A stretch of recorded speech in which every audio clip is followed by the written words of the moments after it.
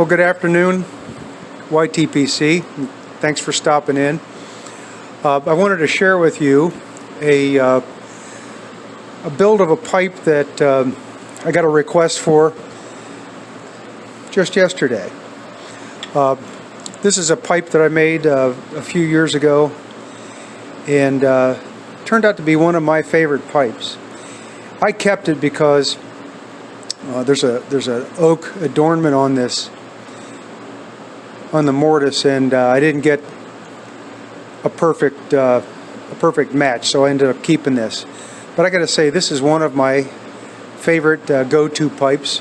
It's got an ebonite stem. It's got nice balance to it, 5.5 inches long, about 2¼ inches high, and a 2 inch, maybe 2.5 inches, because this is a 2-inch deep chamber. Smokes real well, and somebody saw this on one of the videos that I posted earlier and decided that they want one as well. So I'm going to make this pipe. I'm going to copy it and try to make a duplicate. I've got a nice block of Mimo here, and I've traced out the shape using this pattern. I've got some Cumberland for the stem that I'm going to use. Got some red oak. It's a piece of red oak on there. Oh, and incidentally, what I'm enjoying today is some Tenby Reserve. This is a Emerson Southern Forge blend with a bourbon stave in it. It's delicious tobacco. Recommend you give it a try, and I'm having it in this cherry wood that I made that has some antler decoration to it. Very well comfortable, and smokes very well. So come along with me, and we'll do the build on this pipe. Okay, so what I've done is I've traced out the profile that I'm going to follow, drawn my drill lines for the chamber, for the air draft, and then also for the tenon. I'll cut this out to the full length of the pipe, and then I'll go ahead and I'll face this down to make room for this this red oak piece that'll go on there. So the next operation here is to cut this out on the bandsaw. Okay, so I have sawn this out on the bandsaw. The way I positioned this pattern was so that the grain pattern will converge toward the top of the bowl, cutting off the plateau. It's been my experience that when you cut across the plateau, a lot of times if there's going to be voids and you've got kind of a pithy, if you will, or maybe a lot of figuring that could create a problem, you'll find it here. And I don't see any. This looks pretty solid, so I like this. I'm liking how this looks. So the next thing I'm going to do is chuck this up in the lathe. I use these Briar jaws here to chuck this up, and then I'm going to drill. First thing I'm going to do is I'm going to face this off, and I'm going to adhere this piece of oak. I'll cut a tenon in this, and cut a mortise in this piece, so that when they lock together, the Briar tenon will fit up through this piece, and you'll have two sides of contact to glue this on, and that'll create a very strong bond. And once I get that put on, I will drill out the mortise for the stem, and then I'll switch this in the chuck, and I'll drill out the draft. And I'm going to try this time to set the pins on this Briar chuck so that I hit this center hole, this apex, and if I can hit the apex, then all I have to do is drill it and then pivot it, actually this way, and then drill it this way. So so stay tuned. I'm going to go ahead and set this up, and we'll be back.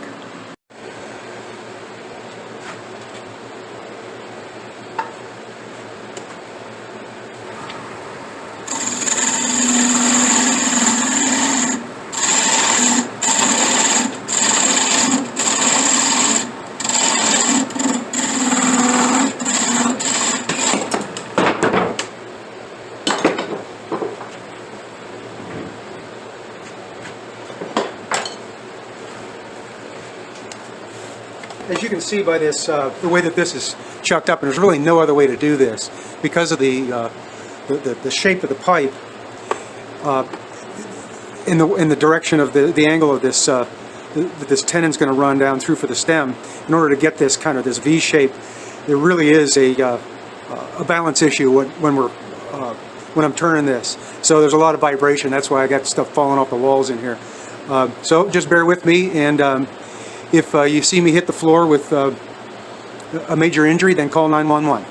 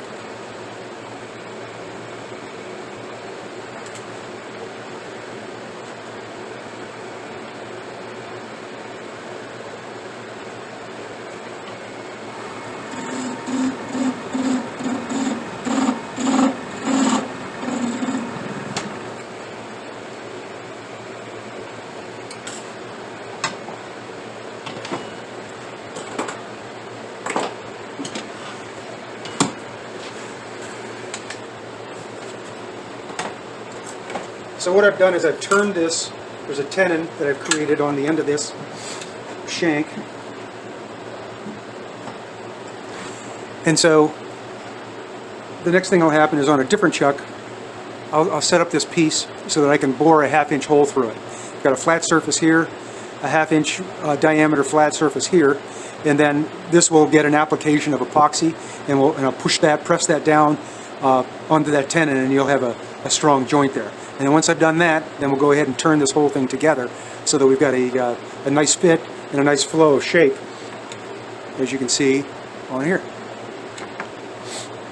Okay, so I've decided to use a 1/2 inch end mill as opposed to a Forstner bit to cut this. I think that'll give me a better chance of not having tear out on the back side. So let's give this a run and see how we do.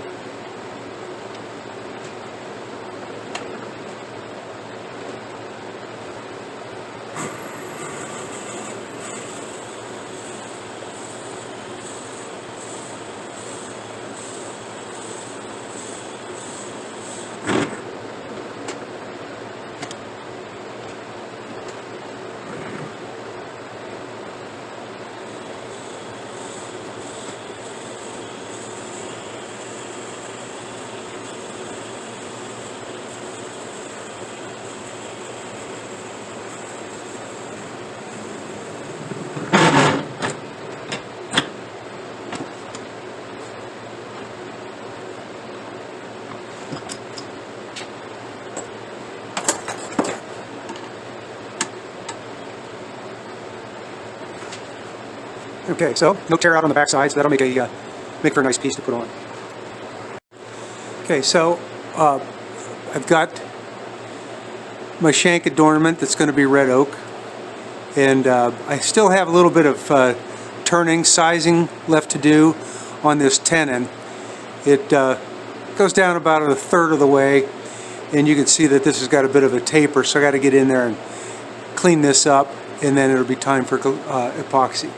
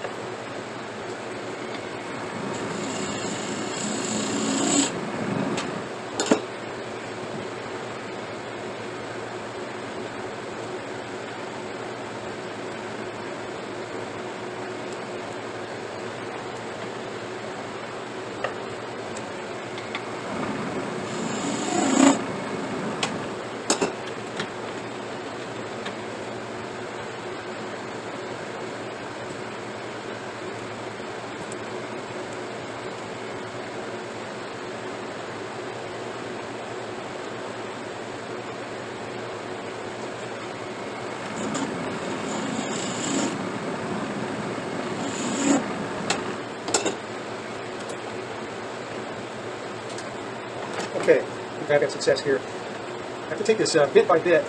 There, that's perfect. The thing that I don't want to do is try to force this piece on until I've got it sized properly, because if I do that, then I'm going to split this piece of oak, and I don't want that to happen. So I'll be able to now press this on, and I'll have no gap between the briar and the oak. So this is a nice snug fit, but not so much that I'll end up splitting this piece of oak. All right, I'll go ahead and apply the epoxy to this, and we'll let it dry, and we'll come back and we'll finish turning the end of the shank.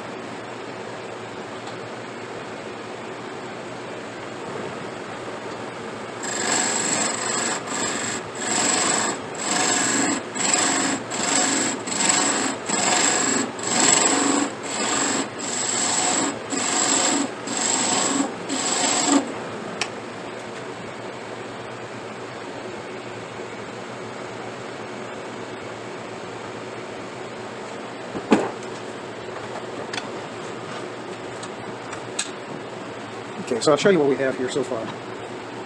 Now, if you can see this, you got the joint There's the joint line. And then you also have another joint around here. So I'll go ahead now and I'm going to drill for the tenon. And then we'll flip this in the chuck and we'll drill the draft and then begin turning.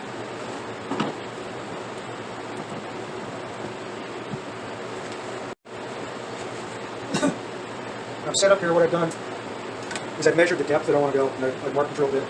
And we'll get this set up, and I'm going to have to turn fairly slow because if you remember, because of the balance and the amount of wobble in this thing, if I want my tenon to fit tightly in here, I can't have the thing flying all over the place. It's got to turn pretty true, or I'm going to create a big problem for myself. Don't want that.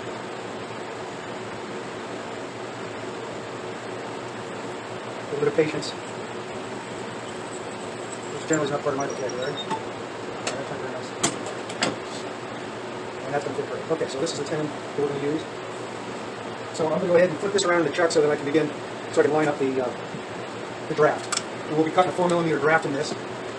So I'll go ahead and get that set up now because I can use that to align my drill bit. However, I'm going to use a shorter drill bit to start this because I'm going to have to come in on an angle. I'm going to be cutting into that mortise a little bit, and I don't want the drill bit wobbling around.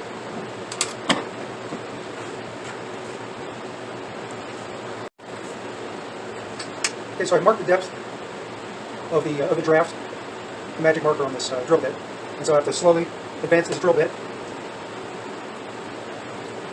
advance it, and then back it off to let the shavings clear.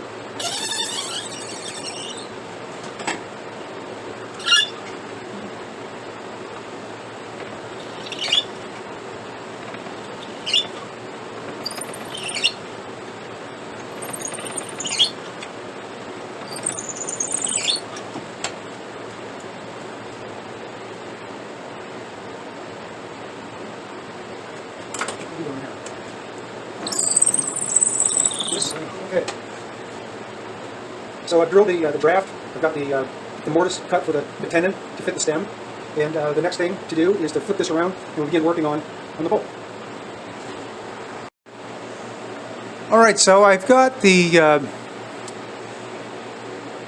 shank, mortise, everything's all drilled and set up, ready to go. I've set this in the chuck. I'm going to go ahead and begin shaping the top part of the bowl and getting it set up so that I can drill the tobacco chamber.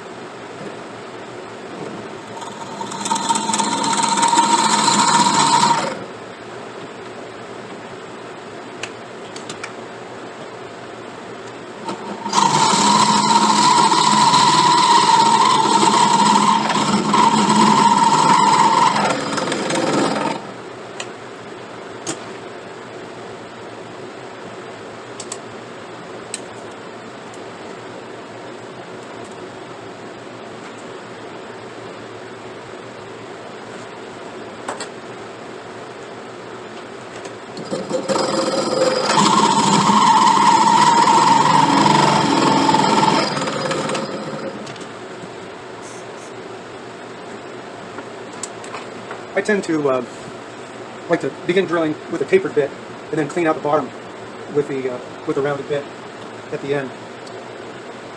Seems to cut a little bit smoother that way, and don't risk any kind of injury to the pipe. Seems to be less of a risk anyway. And what you see me doing here is I keep looking for the depth so I don't overshoot it. I don't want to overshoot it. Measure twice, cut once, right?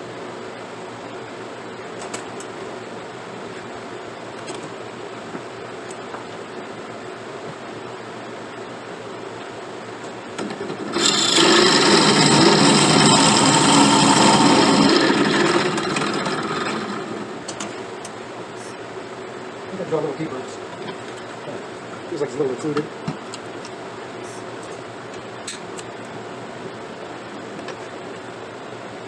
Yep, a little bit deeper yet. I would show you that opening, but you won't be able to see it on the camera.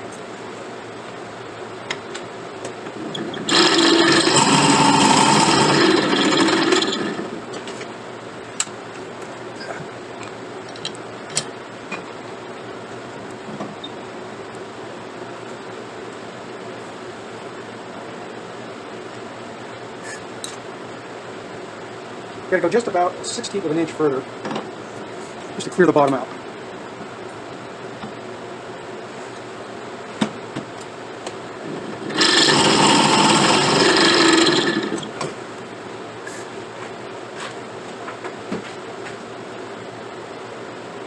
Okay, that's spot on. Yep, right to the bottom. Okay, that's perfect. So the next step here in the act is to pull this off the chuck. I'll give you a look at it.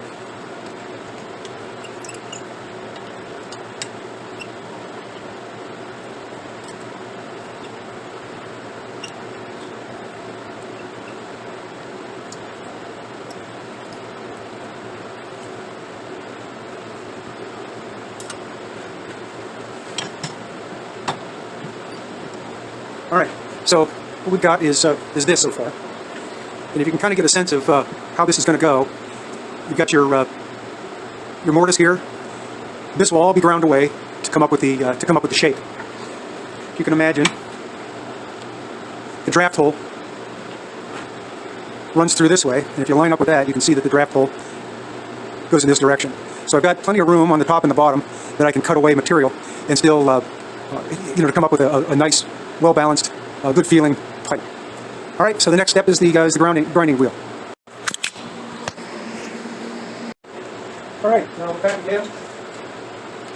So just so you can get an idea of progress, my apologies for flaking out on showing you the grinding, but what we have are, it's a roughed out stummel, and it's going to follow the same patterns as the original pipe. So I've got this sanded down. There's still an awful lot of sanding left to be done on this because this is going to be a smooth pipe with some rustication along here. But in order to have this smooth, glassy surface, it's going to take a lot of sanding, and yeah, it's like watching paint dry. You don't want to see that. So what I'm going to do now is I'm going to work on the stem. So I've chucked up this bit of ebonite. It's about 2.5 inches long, a little longer. I've faced it, and now I'm drilling the bore. I'll drill the end that goes out through the bit. I'll go ahead and drill it out additionally for the tenon, and I'll set the tenon, drill the tenon out, and then I'll square this up and I'll begin turning this. Okay, so I'll just you can just follow along. And again, just like I did on the last bit of drilling for the airway in the stummel, I'll just go bits and clear out the flutes on the drill bit so that the inside of this material doesn't get hot. Once it gets hot, then that distorts the opening and could potentially create some additional problems that I don't really want to have. Alright, so I've gone to the depth of this mark that I put on here.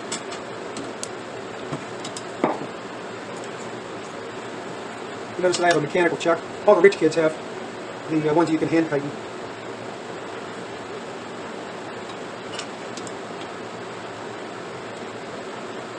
Apparently I prefer to do things the old-fashioned way, the hard way. And I'm going to drill through. You can see this is a smaller bit, to 1/16 of an inch, and I'm going to open up the end where the bit's going to be.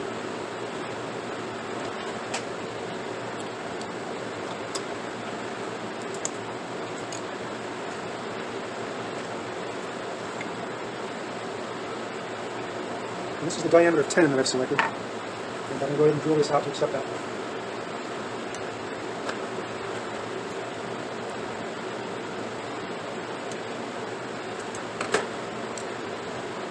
I'm going to mark the depth that I want to go.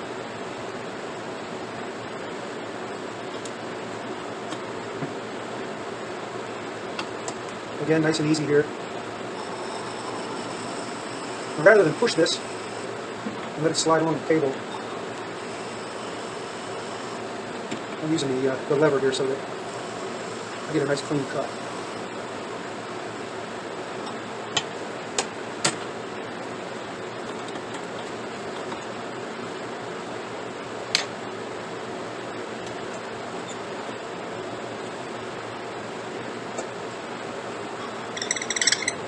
Just cut a little wee chamfer around the opening. That way if any glue were to squeeze out, it's not going to create a problem when I set the stem in.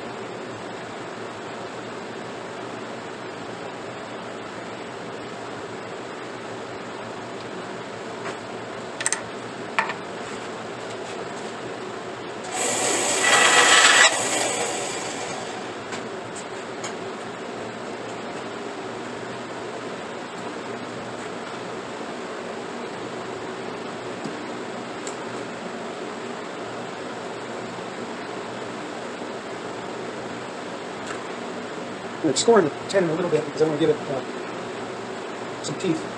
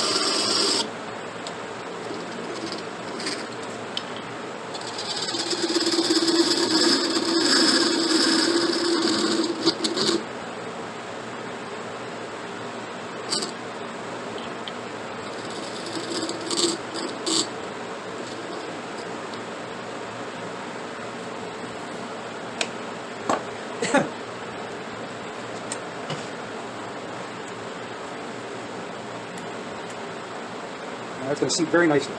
I like that. All right.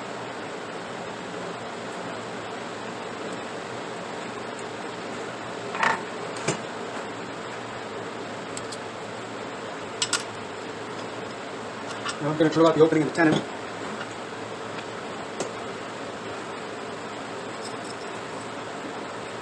Again, go in a bit, back it out, let the flute materials clear the flute.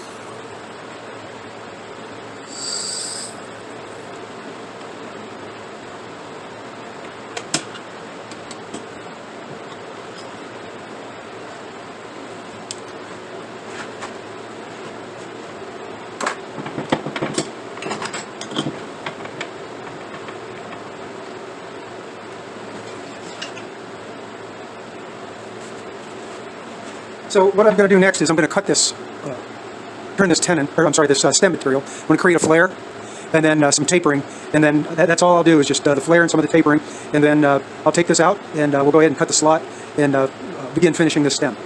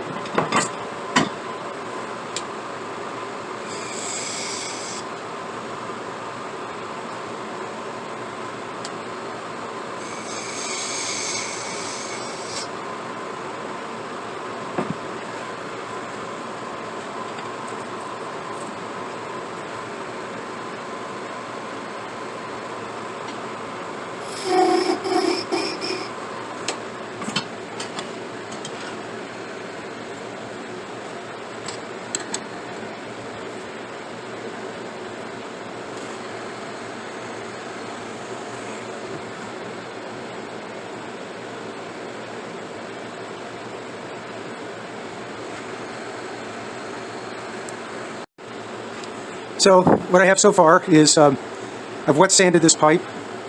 I've rusticated these panels on the sides, and I've cut the stem, and I'm ready to polish it. I'm going to polish this stem, and then I'm going to contrast dye this. And what I'll do by that is I'll take a dark dye, cover it all with a dark dye, and then I'll wet sand it, sand all that off, and the only dye that will remain will be what's deposited in the rusticated area and in the soft grain. So for now, I'll go ahead and polish this stem. You can watch that, and then we'll go on to dyeing the pipe.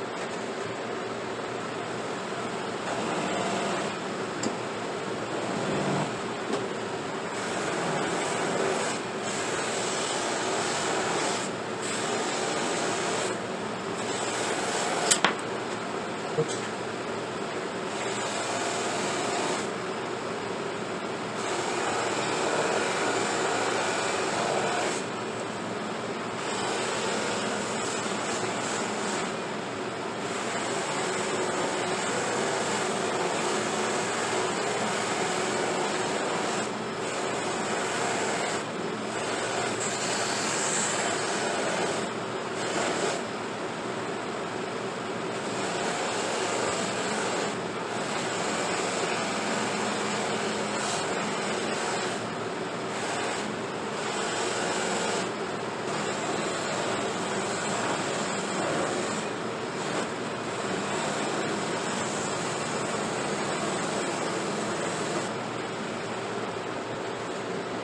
Okay, I don't know if you can see that. Yeah, you can. So right here, there's quite a scratch in that I'm going to have to take out.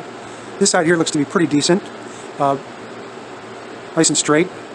Don't see any ripples in it, so I'm going to have to put some work into this to get that out. So that'll be next. So all in all, it doesn't look so bad. Got a little more work to do on this. So I'll get this cleaned up, take that scratch out, and then go to work on dyeing the pipe. Alright, so as you can see, I'll show you here, back again. So this has been contrast dyed.